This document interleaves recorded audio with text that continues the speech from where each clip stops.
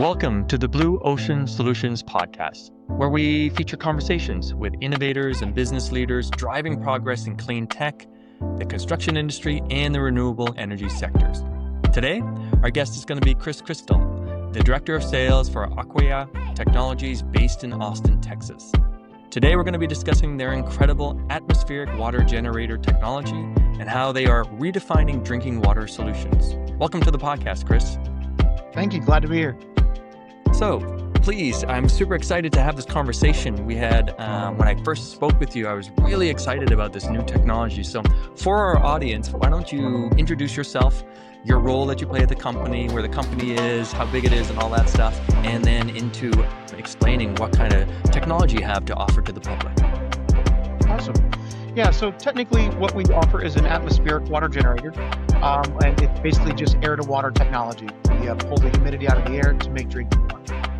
My name is Chris Christal. I am Director of Sales for Aquaria, and we are based out of Austin. We're probably sitting about 35 to 45 people, depending on how you look at it. We have some sales that come and go. We hire on different consultants and different people that help us that are kind of part-time, full-time employees. So our numbers do range a little bit. We've got about 35 core employees. We are based in Austin, although there are a lot of us that work remote. I personally live in San Antonio. I work out of San Antonio. Perfect. So tell me a little bit more about the history of the company. How did you guys get started? Who are the founders? And what was their vision of bringing this technology forward? And how did they, what was their passion that really brought this to the marketplace? Sure. Excellent question. And, you really have to go back to childhood, although I'll give a really brief explanation. This isn't an overnight profit idea. This is a brainchild of a very long road of kind of understanding water problems at their worst. So our co-founders are brothers. They're Brian and Eric Shang, and the region of their families from China, and the region of China their families from has immense water problems, so bad that bottled water isn't trusted. And so, growing up, water was always really top of mind. They saw the worst of water problems being, not only was their local region impacted by poor water, it was also all the ones surrounding them. So even getting water kind of delivered in, it had to go past a whole lot of people that were also in need trying to get to where they were. So they've been thinking about water their whole life. Now our CEO, he really developed this product at Princeton. He ran his thesis on it. This was over 10 years ago. He knew he was going to start this company, did a whole lot of things in between, starting this company. But this has been a passion project for the better part of 10 or 12 years, from, getting his thesis prepared to actually defending that thesis, and then, bringing this to HF0 out of San Francisco, an incubator there where kind of the product was fully fleshed out. A couple of hardware iterations were pulled off, and then ultimately deciding it was time to take it to market around 2022. Excellent. And so since that time, what has taking it to market looked like? Are you guys actively working with commercial, residential? What does the suite of product offerings look like? Sure. So we basically run 4 different models. And to answer your question, we're B2C, B2B, we're B2 developer, and we've also got a couple commercial applications we're looking at. I can talk kind of in range of gallons or liters, but we have 4 different models. Those models range from the smallest unit, which is called the HydroPixel. That one makes about 10 gallons, 40 liters indoors. That one kind of just runs on 74 degrees and 50% humidity is kind of where our baseline is. The reason I mention that is all the other products go outside. They're all hydro something. So the next 3 models in size are the Hydro Pack, which has 3 different sizes, the Hydro Station, which is an outdoor drinking water made for parks or events like ACL, South by Southwest, Coachella, that sort of thing. And then our largest one is called the Hydro Grid, and that is designed for more commercial applications. So from our smallest unit making about 10 gallons a day indoors, and then our larger units that go outdoors topping out at about 4,200 gallons per day, that's that Hydro Grid. All those outdoor ones, they're all based on 86 degrees Fahrenheit and 80% humidity, which is very important to kind of understand, what this machine will do where you are. So all of our conversations are tailored to the person where the unit will be located. And so we really take a lot of time on the consultative educational process in the sales cycle so they can understand the technology, but also the technology where they are. Well, that's so cool. I can already imagine some really happy clients in different niches. So let's talk about that. On the more residential side, could you explain who really your ideal customer is and who you're able to serve? And then on the flip side, also what commercial clients are seeing and observing and where those needs are. Sure. I'll start with the Hydro Pack. That's our residential line. This is a machine that's a little bit taller than an air conditioner, but has the same footprint of an AC. That's our smallest unit, the Hydro Pack S. Everything we do is very modular in nature. There's a few reasons behind that, but the Hydro Pack is the next size up, and the Hydro Pack X is our biggest one. So they basically double over. So it's Hydro Pack S, double up to the Hydro Pack, and then double up once more to the Hydro Pack X. Those range from 66 to 264 gallons per day. Those sit outside of your home or small business, connect to an auxiliary tank, and then from there, a pump. And they would actually fill up a tank and then pump the water to the final destination. Now, our units do have a small internal tank that's really designed just to maintain freshness. So it's just a 75-gallon tank. Really, the size tanks we put out on people's properties range from anywhere between 500, and the biggest one I think we've installed is about 10,000. Although we do have a couple of customers that are running like 30,000-gallon tanks. Your ICP or your ideal customer profile question, that's a pretty wide range. So we've got a lot of our customers are kind of in the prepper category where they're actually putting this behind their house, getting maybe our smallest unit or the middle unit, and then getting a larger tank, having the unit fill up said tank, and then basically living on their municipal or their well supply pretty much year round, and having ours at the ready for boil notices or inclement weather or something along those lines where they can pump the water they created into the house, but it's more of a backup as opposed to daily use. And then the rest of our customers have a daily use aspect one way or the other, whether it's supplementing a well, being a nice symbiotic relationship with rainwater, or a combination of the two.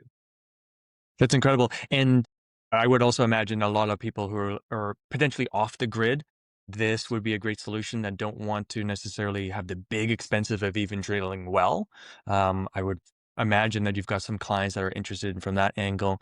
Could you speak a little bit about then the commercial applications? Because I get excited when we first talked, and I think you should highlight to the audience, this isn't just about making water. It's about making really clean drinking water. Then it can be used throughout the entire home. So could you speak a little bit of the commercial side and those applications? Sure. So I'll just kind of speak to the quality of the water because that doesn't change from machine to machine. All of our machines put out perfect, pure water. And we can say that because we do test a lot of our machines in different areas. So in South Texas, we have a lot of pollen. You go to different regions, there may be sand or construction debris. Wherever the case may be, we like to test the machines, especially if they're kind of in a high impact or high pollution area to see what they put out. They've all been very consistent in 4 TDS. It's total dissolved solids. It's just a simple way of seeing what's in my water. Doesn't give you great detail, although we do run really significant tests to really understand what elements are actually in the water. But a score of 4 TDS is better than the majority of bottled water out there. I'll just start there.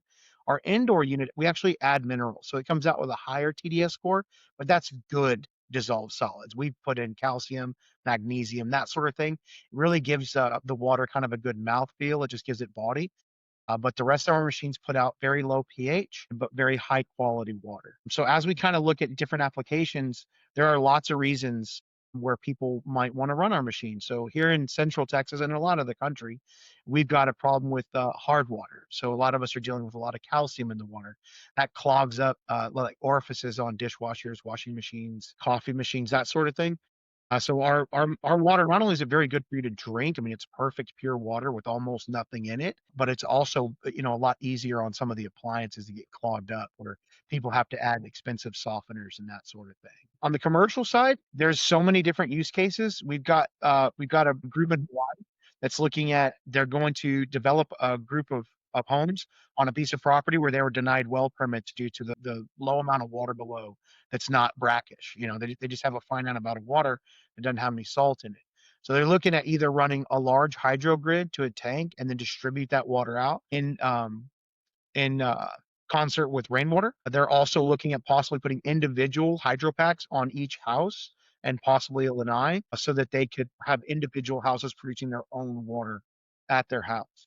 We haven't broken ground yet, but we've got everything in place for 1,000 homes in Hawaii to have individual hydro packs as well as rainwater. And then also they were actually approved for a very small tap. So they want to use rainwater first, Aquaria water second, and municipal water third.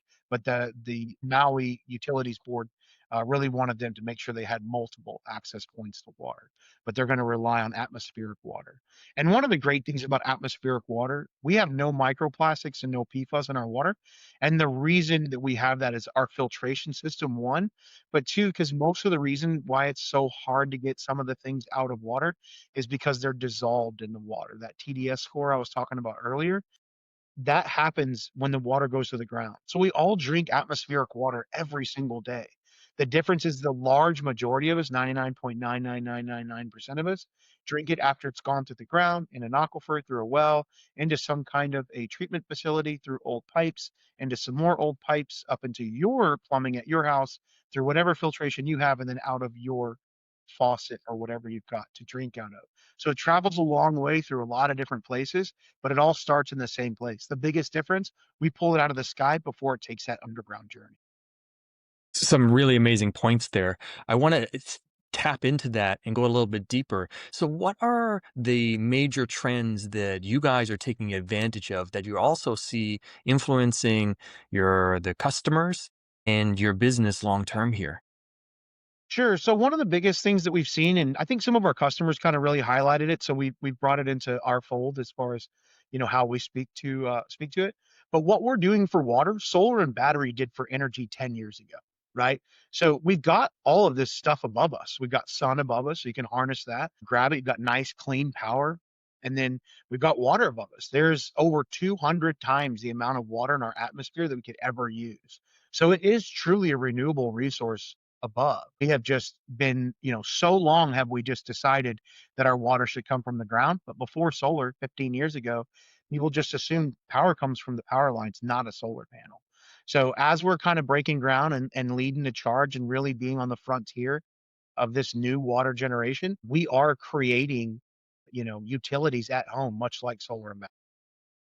That's incredible. And so, inside this new emerging arena, is there other companies that have similar products? Or are you guys like, where is the competition or the growth in this particular niche inside the drinking water industry? Sure. So our biggest competition lies in our HydroPixel. That's our indoor water dispenser. There's probably four or five different companies out there. Source probably being the biggest one. There's one called WaterGen. There's a company out of Israel. The name is escaping me right now. But there are several companies out there that are in competition on that line. Then you move up to the Hydro Pack line. We probably have one real competition. There's another emerging one coming. And then on the commercial side, there's none that I know of, although there are a couple of people that are doing kind of disaster relief. So it is large scale water production. But our focus across all of our machines is the same. We want to get the most water we can per kilowatt hour, giving you the most efficient water that we can possibly deliver. Whereas some of the other companies, I don't think that's their biggest concern. It's more along the lines of cleanliness. We're just not stopping there. We've got 3 patents under our name, one of which is all about power is the machine generates heat. So we actually take the heat that the machine generates. We use we use a heat pipe architecture to reroute that heat the machine makes into the air intake to heat up that air further because hot, humid air is where we get our water. So if we can heat up the air, the humidity is already there. We're going to further optimize that dew point or optimize that energy efficiency. And the other two have to do with like hydrophobic nanomaterial that we have, and then also a proprietary metal blend. So where we can actually create water really quick, we can also wick it fast. Because what we need to do is we need to create a lot of gallons out of droplets, right? Imagine a Coke can on a hot summer day dripping water. We want to do that really, really fast. We can't have any water droplets laying around. So all of our technology is really designed for dew point optimization. That's like our primary focus. Well, that's a really great visual. I'm sure the audience and myself, all of a sudden, it comes really clear to mind, then as we speak, you are so well positioned in the marketplace and in a new arena in the marketplace that, as you said, what solar did for power, you're doing for water now. And where do you see this aspect of the industry growing over the next 5 to 10 years with inside the renewable energy space? So, again, a lot of our customers do have solar or they're planning on adopting solar. So a lot of what they'll do is if they already have solar, they're going to let this machine run, see how much more power they may need if they're trying to achieve like a 100% bill offset. If you're going completely off grid, it's a different set of calculations. You have to worry about cloudy days and that sort of thing.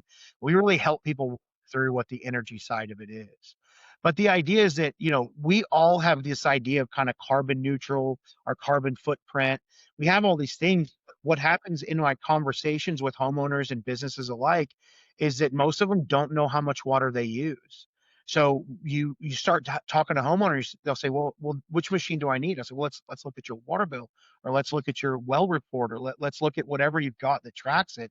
And most people's jaws are go on the floor. They're like, how am I? There must be a leak. How am I using this much water? So there's a couple of really cool things about what we do here at Aquaria. One, we make water at the highest efficiency on the market. But two, we're kind of opening the eyes of the people we're speaking to when it comes to their water usage. So starting to become good stewards of the earth. When you've got energy neutral customers who now are hydro neutral or near hydro neutral, they start thinking, wow, I'm not making a huge negative impact on the earth. I'm creating all my necessities right here. And that's been a really powerful piece of kind of the sales process. I've never experienced that before in any industry I've been in sales. No, that's really cool. So talking a little bit more about the sales process then, where are you guys at in your cycle of the business? You've been around for 4 years, you've got four working products out in the marketplace. How are sales? How's the growth side? How's that all looking from your point of view? Sure. It's looking really great. What we have is because we have such an interesting idea, we have a team of BDRs that are really like looking for people with a problem. Our goal for this year and the beginning of next year is not necessarily to sell millions of units. The goal is to find the neediest people so that we have big advocates where we solve their problem. I've got a couple of great stories I could share with you about different people and kind of why they chose Aquaria, why they went with us. But really what we're looking for right now is the most needy. And as we spread and as we grow, we can have those people kind of tell their story. And we think that'll help find the right customer. That makes a lot of sense. So it's really like a very specific group right now to really make sure the brand and the technology gets well adapted and positive stories and case studies start to come through the marketplace. Is that somewhat of the focus of the marketing side right now? Absolutely. Absolutely. We are truly looking for the most needy. Perfect. And then within that, how do you find those clients, those customers right now? We have a lot of different ways. So we do have a very robust marketing department. Our head of marketing has contracted with a few outside vendors as well to help us really try to understand market trends, to understand where some of the most water, heavy water problems are. So in like the Central Texas region, we've identified several areas that are all in the same level of aquifer where they've had to drill pretty far down, some of them up to 900 feet down for a well, and that water's just quite a bit different. And the way the wells are, there are lots of people in the general area who are all kind of living off the same aquifer. They have their own individual private wells. So we're kind of going after those. We found that local advertising has worked absolute best. So we sponsor a lot of local magazines. We go to local events. We collaborate with chambers of commerce and local co-working spaces. There's a couple of really cool groups, Hill Country Alliance, that we found. They have a thing called One Water. So we really try to find the communities because within those communities around, whether it's the local saloon or the library or the Chamber of Commerce, people there have all kind of, they know the guy that has the most problem or the area that has the most. And a person-to-person conversation is where we really get this picture across because when somebody first hears about atmospheric water generators, their brain goes a million different ways. I don't know that I could nail down the number one way it goes, but people just don't believe that this is real because if it was, why wouldn't everybody have one? But once we start talking about it, we take them to our show site, or they come and they drink out of one of our hydropixels at different locations. All of a sudden, like this is really really good water. I'm like, I know it's really good for you, and it's good, and we're making it. So no bottle storage for the drinking water fountains, and no wells and whatever contaminants are in there. Just clean, pure water you made at your house, homemade.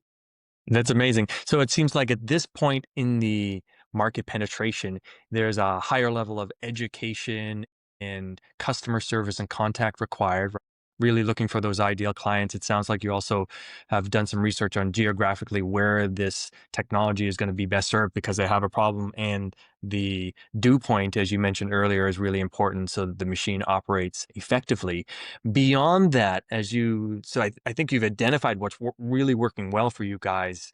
As you look into the future and you want to expand and grow, what do you think some of the challenges will be, what you will face in the marketplace? So what we're doing now, I won't call it research because we are actively selling, installing. We've got great customer stories out there on our website and on our social medias and that sort of thing. So we are actively selling, but what we're really trying to do is just understand the totality of this process.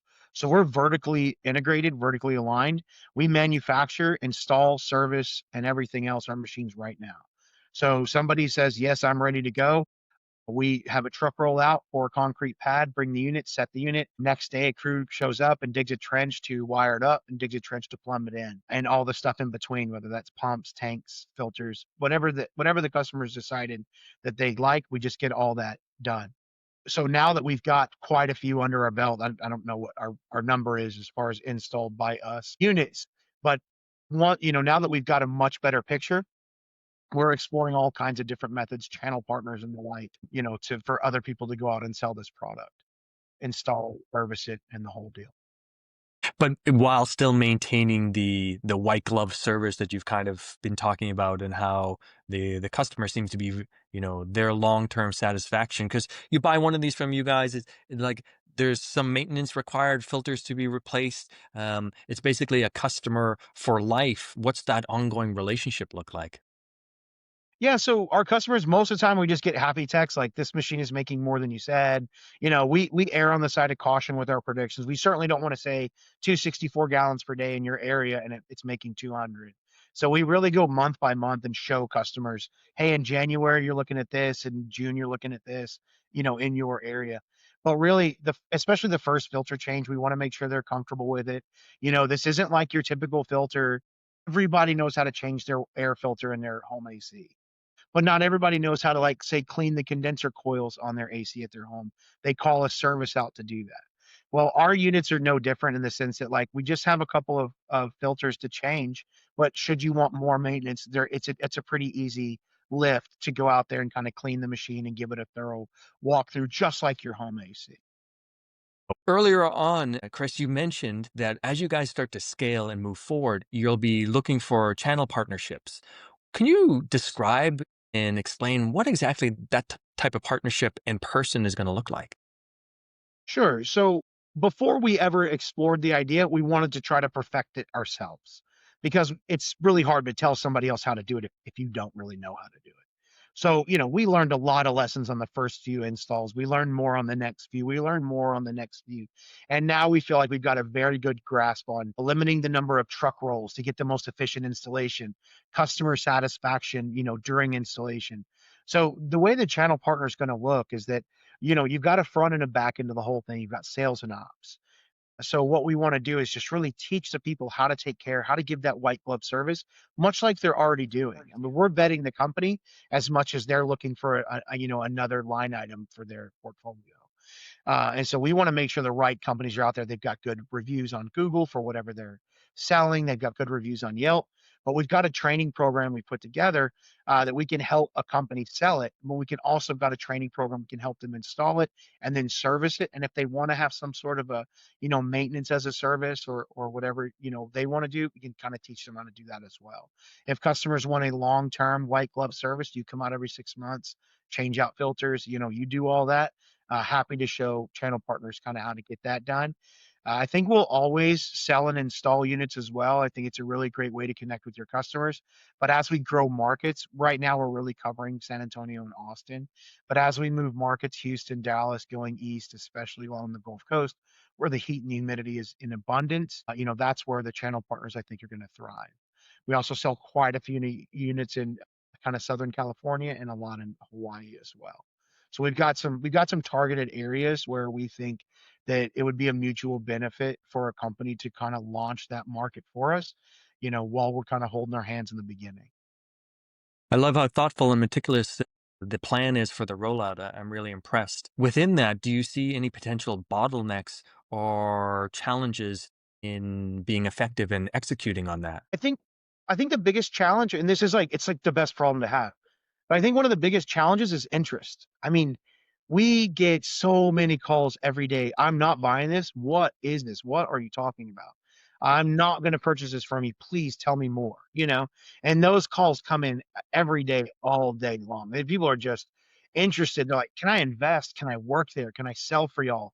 I mean, just people's excitement over this product is really what it gets me up every morning. I think like, wow, I've got my regular sales things. I need to call that guy. I need to call that guy, respond to that email. But I'm just like, who am I going to talk to today that I feel like I'm going to change their life or I didn't know you could do that kind of thing.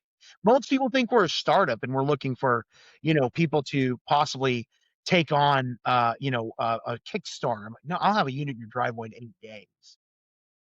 I love your enthusiasm. They definitely got the right guy for the director of sales position. Talking about all that inbound traffic, how do you and your sales team handle that? Because I know, like every sales manager that I know, it's about at the end of the day continuing to make customers happy, but that there's a filtering process, there's a qualification process. So with so much activity coming in, do you find that that's potentially even one of the bottlenecks of like weaving through the education side to really get to the customer who's motivated and wants to like be the next installation? What's your experience around that?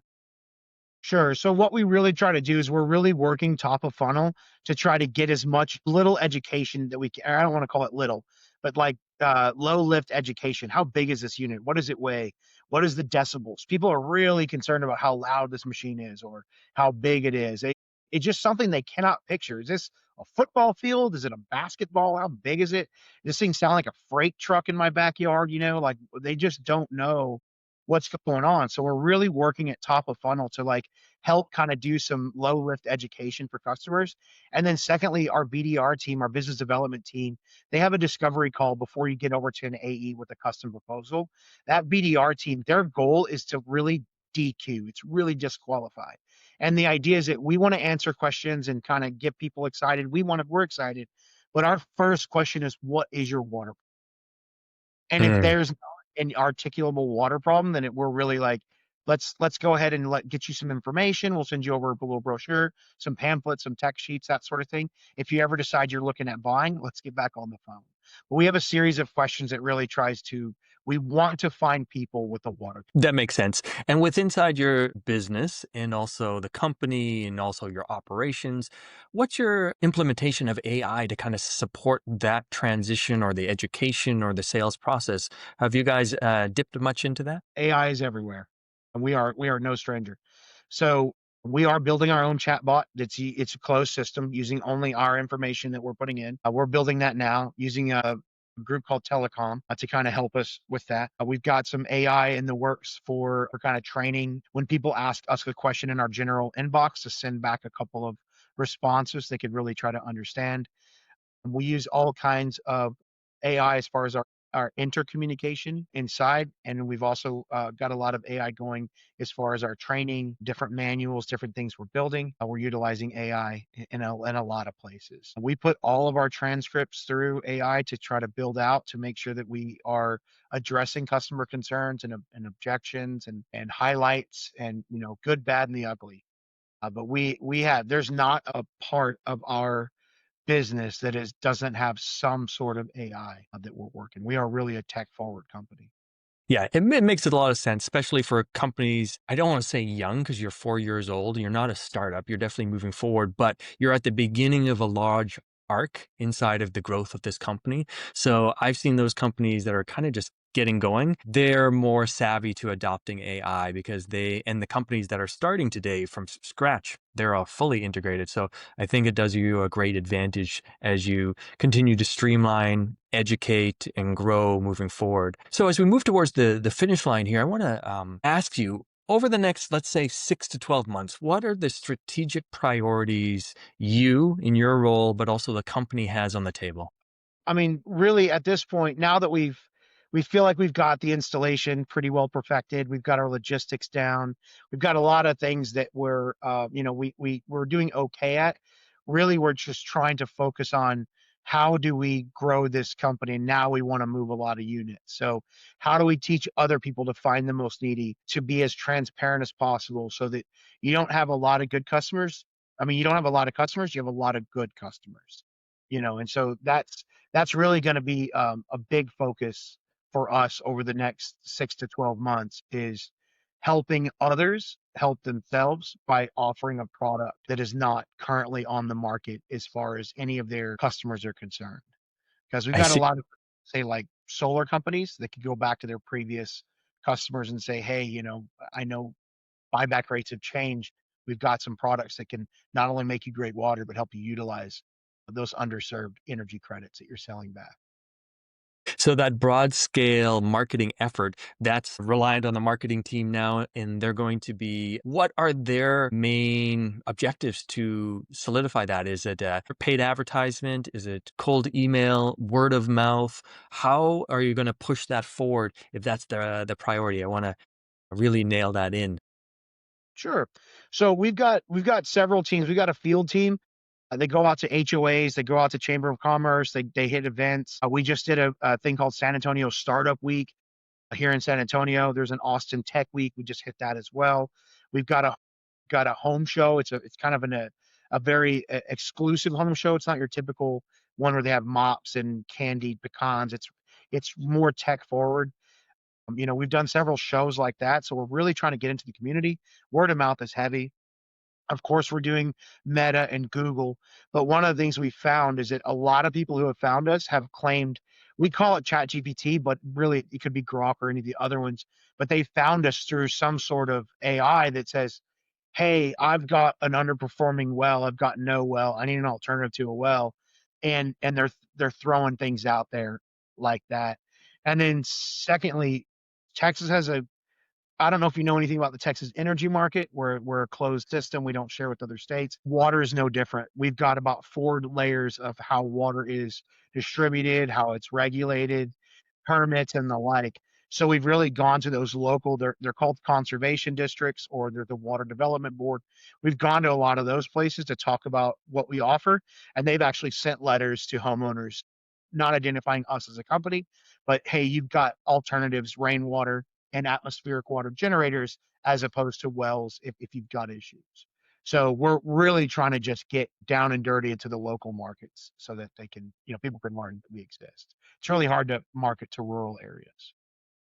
I think you guys are doing a great job, Chris. I've really enjoyed this conversation. I love hearing about this new technology. I think it's a game changer, and I think we're early in this niche market of water filtration. So I'm really gonna look forward to what happens for you guys over the next couple of years. For our audience who would like to learn more and get a hold of you, see the technology, where's the best place for them to go to get a hold of you and learn about the company? Yeah, you can go to aquaria.world, www.aquaria.world. On there are several ways that you can get in contact with us. There's a sales at Aquaria. You can just click that and get into our BDR team. We've got info at if you want to learn a little bit more. We've got customer stories. We've got water reports. We've got a very robust website that if you spend time and look at it, you'll really start to understand how this technology works. And then if you really want to speak to one of our staff members, you can click any number of buttons. Well, we're not a very salesy organization. We're very education forward, and we are looking for the most needy. So we're not going to be the ones that are going to sell your information to every car lot in the state. We don't have any real competition. It's just us. So we will get back to you as fast as we can. Yeah, that's great. And of course, I'll put all of the details of Chris and the company inside the show notes. To the audience, if you've enjoyed this episode, make sure to like and subscribe to the channel and share it with somebody that might be in need of an atmospheric generator device and reach out to the company. So, Chris, any final words? No, this has been really great. Thank you so much for having this podcast. I've actually read a lot of your other stuff and I've listened to some of your other podcasts, and I think you're doing great work on just, getting this whole sustainability thing, whatever it is, whether it's energy, water, or the like. So I appreciate what you're doing on this channel, and I look forward to all the other interviews from all the other businesses out there. Great. Thank you so much, Chris. To the audience, thanks so much. This is a wrap up of another episode of Blue Ocean Solutions Podcast. We'll see you on the next one.